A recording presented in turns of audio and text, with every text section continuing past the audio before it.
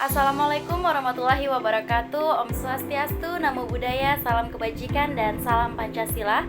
Perkenalkan, saya Rizka Aisyah dengan NIM A3212472 dari kelas B, Program Studi Pendidikan Pancasila dan Kewarganegaraan, Fakultas Keguruan dan Ilmu Pendidikan Universitas Tadulako.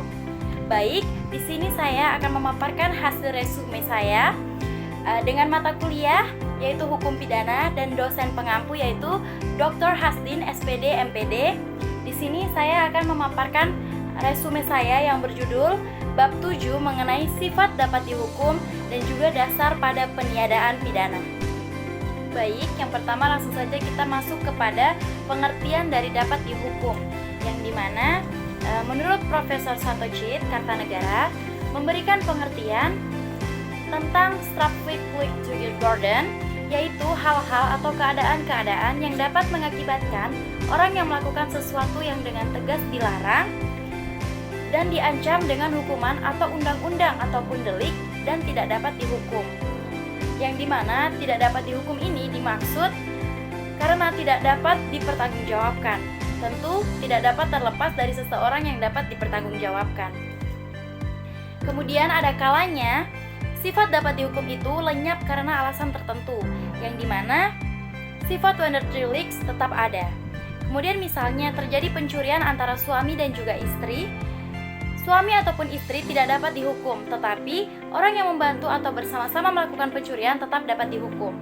Kemudian kita masuk kepada kurang sempurnanya akal ataupun sakit ingatan, yang dimana pada pasal 44 ayat 1 KUHP berbunyi tiada boleh dihukum barang siapa yang melakukan perbuatan yang tidak dipertanggungjawabkan kepadanya sebab kurang sempurna akalnya ataupun sakit ingatannya.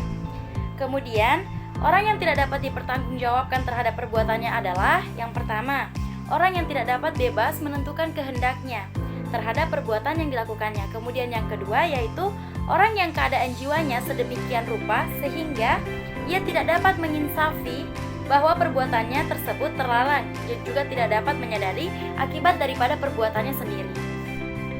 Selanjutnya yaitu keadaan memaksa ataupun overmatch atau compulsion, yang dimana yang pertama ialah ada vis absolut atau paksaan absolut, yang dimana tiada boleh dihukum barang siapa yang melakukan perbuatan karena terdorong oleh suatu keadaan yang memaksa. Kemudian ada vis kompulsif ataupun paksaan relatif, yang dimana paksaan relatif adalah paksaan yang memungkinkan pelaksanaan relatif dapat dielakkan walaupun secara perhitungan yang layak sulit diharapkan karena bahwa yang mengalami keadaan memaksa tersebut akan dapat mengadakan perlawanan. Kemudian ini dikuatkan oleh pasal 48 KUHP yang dimana berbunyi tiada boleh dihukum barang siapa yang melakukan perbuatan karena terdorong oleh suatu keadaan memaksa. Kemudian keadaan terpaksa atau notwesenhet atau necessity, yang dimana notwesenhet ini merupakan perluasan dari overmatch sendiri, yaitu perluasan yang timbul dari suatu keadaan terpaksa. Menurut Profesor Satojit Kartanegara menjelaskan notwesenhet sebagai berikut, yaitu keadaan ketika sesuatu kepentingan hukum dalam bahaya itu terpaksa dilanggar kepentingan hukum lainnya. Kemudian ada contoh klasik yang dapat diberikan yaitu dalam notwesenhet adalah dua orang pelaut misalnya yang secara bersamaan berpegangan pada sebuah balok karena kapal yang ditumpanginya telah tenggelam. Kemudian balok tersebut hanya dapat menampung satu orang sehingga salah seorang pelaut tersebut mendorong temannya agar tidak berpegangan pada balok tersebut sehingga mati tenggelam. Hal itu dilakukan untuk menyelamatkan jiwanya. Maka kita akan masuk kepada vis absolut ataupun paksaan absolut, yang dimana Profesor Satojit Kartanegara menjelaskan vis absolut ini adalah paksaan yang pada umumnya dilakukan dengan kekuatan tenaga manusia oleh orang lain. Kemudian selanjutnya ada paksaan vis compulsiva atau paksaan relatif, yang dimana paksaan relatif ini adalah paksaan yang kemungkinan dapat dielakkan walaupun secara perhitungan yang layak sulit diharapkan bahwa orang yang mengalami keadaan memaksa tersebut akan dapat mengadakan perlawanan. Kemudian kita masuk pada pembedaan utama antara overmatch dengan notwesenhet, yang dimana menurut Satojit Kartanegara Dalam hal overmark, tekanan dan paksaan itu timbul atau ditimbulkan oleh manusia. Sedangkan dalam hal ini, Northwestern, tekanan atau paksaan itu ditimbulkan oleh masalah-masalah yang ada di luar manusia. Yang dimana kita masuk pada pengertian Northware.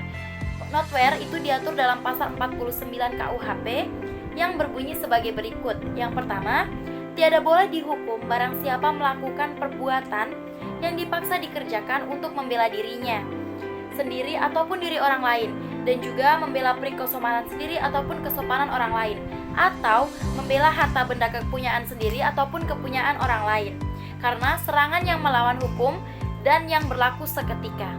Kemudian ada yang berbunyi tiada boleh dihukum barang siapa yang melampaui batas pembelaan yang perlu jika perbuatan itu dilakukannya karena sangat panas hatinya ataupun guncang jiwanya disebabkan oleh serangan itu. Selanjutnya yaitu kata Northware ini berasal dari kata not dan juga where, yang dimana not berarti keadaan darurat, sedangkan kata where sendiri ini berarti pembelaan. Menurut Thayer and Van der Tas pada tahun 1957. Jika arti kedua kata ini digabungkan, dapat diartikan bahwa Northware ini memiliki arti melepaskan diri dari bahaya dalam keadaan terpaksa atau menolong dari keadaan sukar ataupun keadaan yang sulit. Kemudian di sini ada Northware Access, yang dimana Northware Access ini dikuatkan oleh pasal 49 ayat 2 yang berbunyi tiada boleh dihukum barang siapa yang melampaui batas pembelaan yang perlu jika perbuatan itu dilakukannya karena sangat panas hatinya ataupun guncang jiwanya disebabkan oleh serangan itu. Sedangkan menurut doktrin dan juga unsur-unsur dari Northware Access adalah yang pertama, melampaui batas pembelaan yang perlu. Yang kedua, tekanan jiwa yang hebat terbawa oleh perasaan yang sangat panas hati. Kemudian yang ketiga, ada hubungan kasual antara seorang dengan perasaan yang sangat panas hati. Kemudian di sini ada pelaksanaan peraturan yang berdasarkan pada undang-undang. Yang pertama itu ada pelaksanaan peraturan yang berdasarkan pada undang-undang yang diatur dalam pasal 50 KUHP. Kemudian yang kedua ada tiada boleh dihukum barang siapa yang melakukan perbuatan untuk menjalankan peraturan perundang-undangan tersebut. Kemudian yang ketiga ada untuk melaksanakan peraturan seperti itu tidaklah telah bertindak setiap orang yang menggunakan haknya untuk melakukan sesuatu perbuatan, yakni yang telah melakukan sesuatu berdasarkan perbuatan tertentu untuk menerapkan peradilan. Yang selanjutnya ialah pelaksanaan peraturan yang berdasarkan undang-undang, yang dimana pengertian peraturan perundang-undangan pada tahun 1899 dengan Ares tanggal 20 Juni 1899, Hogarth menafsirkan bahwa peraturan perundang-undangan adalah setiap peraturan yang telah dibuat oleh kekuasaan yang berwenang untuk maksud tersebut menurut undang-undang. Kemudian Hogarth juga menafsirkan mengenai peraturan perundang-undangan dalam arti sempit, yaitu undang-undang saja yang dibuat pemerintah bersama dengan DPR. Kemudian ada pelaksanaan perintah jabatan yang sah, yang dimana pelaksanaan perintah jabatan yang sah menurut Profesor Satyajit Kartanegara juga mengutarakan bahwa pelaksanaan perintah itu harus juga seimbang, patut, dan tidak boleh melampaui batasan-batasan putusan pemerintah. Kemudian dalam pasal 51 ayat 1 KUHP yang berbunyi tiada boleh dihukum barang siapa yang melakukan perbuatan untuk menjalankan suatu perintah jabatan yang diberikan oleh pembesar ataupun penguasa yang berhak untuk itu. Kemudian ada perluasan dasar penghapusan orang lain, yang dimana yang pertama ada izin dan juga pengurusan kepentingan orang lain, di mana orang yang mengurusi kepentingan orang lain tersebut dibebaskan dari hukuman. Misalnya yang pertama, penganiayaan dalam pertandingan tinju karena para pihak dianggap telah memberikan izin kepada satu sama lain. Kemudian yang kedua, ada anggota pemadam kebakaran yang memasuki rumah orang yang dilakukan untuk mempertahankan kepentingan hukum yang lebih besar. Kemudian di sini ada perluasan dasar penghapusan hukuman yang kedua, yaitu perbuatan ahli. Yang dimaksud dengan perbuatan seorang ahli ini adalah perbuatan seorang ahli yang dimana seseorang ini dalam rangka penelitian sehingga tidak dapat dihukum. Kemudian di sini ada hak mendidik, yang dimana secara umum dapat dipahami bahwa para orang tua ataupun guru diberikan kewenangan tertentu dalam rangka mendidik. Misalnya, yang pertama, melarang agar keluar rumah ataupun kamar. Yang kedua, tinggal di kelas seusai pelajaran. Dan yang ketiga, menderai atau memukul anak secara terbatas. Kemudian terdapat hak jabatan dokter, yang dimana seorang dokter pada hakikatnya berupaya agar kesehatan pasiennya ini dapat pulih kembali. Dan yang terakhir pada materi kita yaitu tidak mampunya bertanggung jawab, yang dimana dihubungkan dengan keadaan rohani dan juga ya jasmani seorang pelaku. Dan juga ada jiwa si pelaku yang cacat karena tekanan jiwa yang tidak dapat ditahan gangguan penyakit jiwa. Dan yang terakhir, perbuatan si pelaku yang dimana tetap merupakan perbuatan yang melawan hukum, tetapi karena keadaan pelaku yang demikian, ia pun dimaafkan. Sekian pemaparan materi dari saya, mohon maaf apabila ada kesalahan kata. Wabillahi taufiq wal hidayah. Wassalamualaikum warahmatullahi wabarakatuh.